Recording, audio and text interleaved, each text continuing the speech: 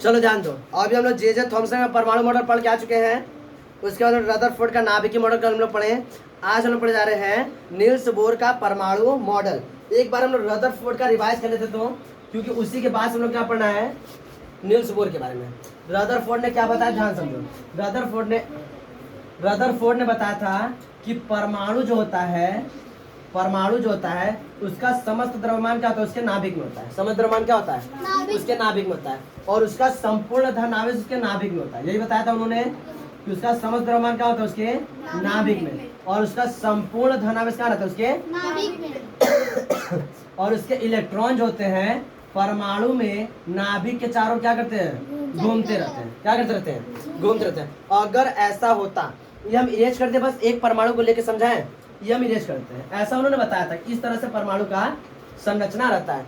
अगर ऐसा होता, एक एग्जांपल लेंगे, सभी परमाणु के साथ वही होगा, बस मेरा है। तो हमें पता है कि धन आवेश और ऋण आवेश दोनों आपस में दूसरे क्या करते हैं, आकर्षित करते हैं। बस मेरा है, धन आवेश और ऋण आवेश क्या करते हैं, एक दूसरे को आपस में आकर्षित करते, इसमें कोई दो राय नहीं है, पक्का ना, हाँ, कसम बजरंग बली की, सही है। तो धन आवेश और ऋण आवेश क्या करते हैं, एक दूसरे को आकर्षित करते हैं, इसमें कोई डाउट नहीं है।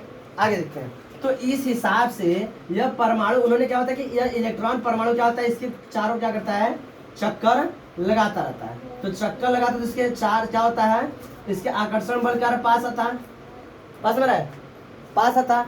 या तो अगर कोई चीज क्या कर रही है, उसके चारों गोल गोल घूम रही है, गोल गोल घूम रही है, तो गोल गोल घूमने पे उसके पास जो ऊर्जा रहेगी, जिस मान लो तुम लोग चल रहे हो, तो सुबह से लेकर शाम तक चल रहे हो, कभी ना कभी चक्कर आएगा, बेहोश गिर जाओगे। बस में है, चल रहे हो बेहोश गिर गए, बस में है। इसी तरह परमाणु क्या हो रहा है, गोल गोल घूम रहा है। जब उसकी ऊर्जा खत्म होगी तो कहाँ चल, नाभिक में जाके गिर जाएगा। इस तरह से तो परमाणु का अस्तित्व ही समाप्त हो जाता, परमाणु का अस्तित्व क्या हो जाता, समाप्त हो जाता, जिस तरह उन्हें रदरफोर्ड ने बताया। तो रदरफोर्ड ने जो परमाणु संरचना थी उसमें सही है भाई, परमाणु का नाभिक जो है, नाभिक में संपूर्ण धनावेश कहाँ रहता है, उसके नाभिक में, और संपूर्ण उसका द्रव्यमान क्या रहता है, नाभिक में। लेकिन जो इलेक्ट्रॉन बताया था उन्होंने चारों तरफ घूमते हैं, यह उन्होंने थोड़ा सा जो बताया उसमें बहुत ही क्या होगा, मतभेद रहा। मतभेद क्या रहा भाई, सही नहीं हो सकता, ऐसा नहीं हो सकता। तो उनकी इस कमियों को नील्स बोर ने सही किया। किन्होंने किया, नील्स बोर। तो क्या बताओगे कि परमाणु मॉडल में जो संरचना रदरफोर्ड ने दिया था उसमें जो कमियां आई थी उसको किन्होंने सही किया, नील्स बोर ने। उन्होंने किसने किया, नील्स बोर ने। चलो हम एक स्ट्रक्चर बना रहे हैं जिसका नाम है हाइड्रोजन का परमाणु है। ये क्या है, हाइड्रोजन का। तो हाइड्रोजन का परमाणु में क्या होता है, इसमें धन आवेश है, कहाँ पर, इधर। परमाणु में क्या होता है, एक प्रोटॉन एक न्यूट्रॉन, अरे इलेक्ट्रॉन, प्रोटॉन नहीं, और न्यूट्रॉन है, एक इलेक्ट्रॉन एक प्रोटॉन, ठीक है। बस मेरा है, इसका तुम लोग बता दे परमाणु क्रमांक, क्योंकि अब हम लोग को पढ़ना है तो परमाणु क्रमांक हम यूज कर सकते हैं। इसका परमाणु क्रमांक होता है 1, हाइड्रोजन का परमाणु क्रमांक 1। तो 1 का मतलब एक प्रोटॉन है, क्या है, एक प्रोटॉन है और एक इलेक्ट्रॉन है। जितने प्रोटॉन उतने क्या होते हैं, इलेक्ट्रॉन होते हैं। तो नील्स बोर ने क्या बताया कि इलेक्ट्रॉन जो होता है ना, इलेक्ट्रॉन जो होता है ये सही है, गोल गोल घूमता है, क्या करता है, नाभिक के चारों ओर गोल गोल घूमता है। लेकिन अलग अलग इलेक्ट्रॉन अलग अलग कक्षाओं में घूमते हैं, अलग अलग क्या करते हैं, कक्षाओं में घूमते। दिख रहा है, ब्लू और अलग किया, ऑरेंज अलग किया है, बस में रहा है। तो उन्होंने क्या बताया, नील्स बोर ने क्या बताया कि परमाणु नाभिक के चारों ओर गोल गोल घूमता है, इसमें कोई डाउट नहीं है, एकदम सत्य वचन है, 100%, बस में रहा है। लेकिन ये जो इलेक्ट्रॉन गोल गोल घूमते हैं ना, ये इलेक्ट्रॉन अपने एक निश्चित कक्षा में घूमते हैं, अपने निश्चित कक्षा में घूमते हैं। वो उनके पास उतनी एनर्जी होती है कि उस कक्षा में क्या कर सके, घूम सके, क्या कर सके, घूम सके। और क्या बताओगे कि नील्स बोर ने क्या बताया कि जितने भी इलेक्ट्रॉन होते हैं वो अपनी एक निश्चित कक्षा में घूमते हैं, नाभिक के चारों ओर क्या करते हैं, गोल गोल परिक्रमा करते हैं। और उस कक्षा में उनकी एक निश्चित ऊर्जा होती है। ये क्या होती है, निश्चित ऊर्जा। यह क्या होता है, मान लेते हैं अगर उनको ऊर्जा, मान लो किसी प्रकार से, जैसे होता क्या है, ध्यान समझो। जैसे हम लोग एक दिन एक्सपेरिमेंट कर रहे थे तो स्केल लिए थे, ऐसे रब किए ना, रब करके क्या करे, चिपकाए। तो देखिए कागज के जो टुकड़े थे वो चिपक रहे थे, तो उसके अंदर क्या होते, इलेक्ट्रॉन की अधिकता हो रही थी। तो यही इस तरह क्या होगा, इसी तरह इसमें क्या होता है, एनर्जी मिलती है, इलेक्ट्रॉनों की एनर्जी मिलती है। तो इलेक्ट्रॉन को एनर्जी मिलेगी तो चले जाएंगे ऊपरी कक्षा में, कहाँ चले जाएंगे, बस में रहा है। फिर एनर्जी वो गेन करेंगे, फिर कहाँ जाएंगे, अपनी कक्षा में। तो इस तरह इलेक्ट्रॉन क्या करते हैं, अपनी कक्षाओं को चेंज कर सकते हैं। तो ऐसे होता है, ऐसा उन्होंने नील्स बोर ने बताया। नील्स बोर ने क्या बताया कि परमाणु में इलेक्ट्रॉन क्या होते हैं, अपनी एक निश्चित कक्षा में क्या करते हैं, परिक्रमा करते हैं। और इन निश्चित कक्षाओं में परिक्रमा करने के लिए इनके पास क्या होती है, निश्चित ऊर्जा होती है, जिसकी वजह से परमाणु का अस्तित्व कभी भी समाप्त नहीं होता। यह किसके द्वारा इन्होंने बताया था, नील्स बोर ने। बस ना इस तरह से परमाणु का अस्तित्व कभी समाप्त नहीं होता है। किसी को दिक्कत, या किसका बना है, हाइड्रोजन का, एक परमाणु और एक इलेक्ट्रॉन, इसमें किसी को दिक्कत, बात समझ रहा है। अब इसके बारे में हम लोग समझेंगे तो हम लिख लेते हैं, वीडियो लंबा हो जाएगा।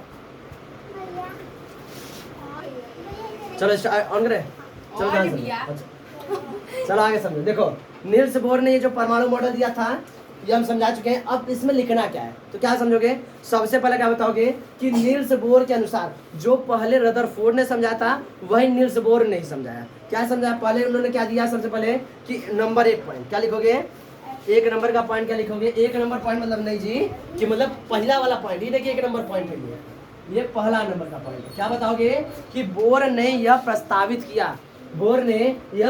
किया कि परमाणु का समस्त द्रव्यमान तथा धन आवेश उसके नाभिक में उपस्थित रहता है। क्या बताओगे कि बोर ने यह प्रस्तावित किया कि परमाणु का समस्त द्रव्यमान तथा उसका संपूर्ण धन आवेश उसके नाभिक में उपस्थित होता है, जो रदरफोर्ड ने भी यही बताया था। यहाँ तो कोई दिक्कत नहीं। नेक्स्ट आगे उन्होंने क्या बताया, नेक्स्ट मतलब दूसरा नंबर जी, नेक्स्ट मतलब दूसरा नंबर, ठीक है। दूसरा नंबर उन्होंने क्या बताया कि इलेक्ट्रॉन क्या करते हैं, नाभिक के चारों ओर एक निश्चित कक्षाओं में परिक्रमा करते हैं। इलेक्ट्रॉन जो होते हैं वह क्या करते हैं कि परमाणु में नाभिक के चारों एक निश्चित कक्षाओं में परिक्रमा करते हैं। यह दूसरा रहा। तीसरा क्या बताया कि प्रत्येक कक्षा में यह जैसे एक कक्षा है, ये दूसरा कक्षा है, प्रत्येक कक्षा में एक निश्चित संख्या तक इलेक्ट्रॉन हो सकते हैं। यानी प्रत्येक कक्षा में एक लिमिटेशन है कि इस कक्षा में 2 इलेक्ट्रॉन रहेंगे, अगली कक्षा में 8 इलेक्ट्रॉन रहेंगे, अगली कक्षा में फिर 8 रहेंगे, फिर 10 रहेंगे, फिर 18, फिर 32 ऐसे रहेंगे। बात सुना है। तो क्या बताया इन्हें, पहला उन्होंने क्या बताया, बोर्स ने यह प्रस्तावित किया कि परमाणु का समस्त द्रव्यमान तो संपूर्ण धनावेश उसके नाभिक में उपस्थित रहता है। दूसरा क्या बताया कि इलेक्ट्रॉन नाभिक के चारों ओर एक निश्चित कक्षा में परिक्रमा करते हैं और इस कक्षाओं में एक निश्चित संख्या तक इलेक्ट्रॉन रह सकते हैं। उस निश्चित कक्षा से ज्यादा इलेक्ट्रॉन नहीं रहेंगे। अगर निश्चित कक्षा ज्यादा होंगे तो वो दूसरे कक्षा में चले जाएंगे, फिर ज्यादा होंगे तो और दूसरे कक्षा में, फिर ज्यादा और दूसरे, लेकिन एक कक्षा में निश्चित संख्या तक इलेक्ट्रॉन हो सकते हैं। जैसे तुम लोग बैठे हो बेंच पे, तो यहाँ पर दो ही संख्या तक बैठने का क्या है, मतलब कि बैठ सकते हैं, उससे ज्यादा लिमिटेशन नहीं है। तो अगला बच्चा आएगा तो क्या तुम्हारे ऊपर गोद में ही बैठेगा, कहाँ बैठेगा, पीछे जाएगा, फिर पीछे वाला भरा जाएगा तो उसके पीछे जाएगा, फिर उसका भरा जाए तो उसके पीछे खिड़की के बाहर चलाएगा, बस में रहे, लेकिन उसी पर नहीं बैठेगा, बस में रहे। तो इस तरह क्या होता है कि परमाणु क्या होते हैं, उसके जो कक्षा रहते हैं उसमें निश्चित संख्या तक भरे रहते हैं, उसके बाद उसमें दूसरे कक्षा में भराएंगे, बस में रहे। यह किन्होंने बताया था, नील्स बोर ने। किन्होंने बताया, नील्स बोर ने। यहाँ तक हम लोग परमाणु की संरचना तक क्लास 8 का खत्म। इसके बाद डिटेल में हम लोग इस चैप्टर के बारे में फिर से हम लोग पढ़ेंगे। फिर ये हम लोग को पढ़ना है कक्षा 10 में, क्लास 10 में हम लोग को इस चैप्टर के बारे में फिर से डिटेल के बारे में पढ़ना है। तो रदरफोर्ड का वहाँ पे हम लोग पूरा अच्छे से पढ़ेंगे और जब हम लोग 12th में जाएंगे तो पूरा हम लोग ऊर्जा स्तर भी अच्छे से पढ़ेंगे। तो वहाँ पे हम लोग का प्लांक कांस्टेंट सारी चीज़ें आएंगी। तो अभी हम लोग के लिए बस क्लास 8 में बस इतना ही, इतना पढ़ने में जाए। परमाणु की संरचना, ये केमिस्ट्री का चैप्टर है, जबरदस्त था, बात समझ रहा है। और नेक्स्ट हम लोग पढ़ेंगे कि न्यूट्रॉन खोज कैसे हुई।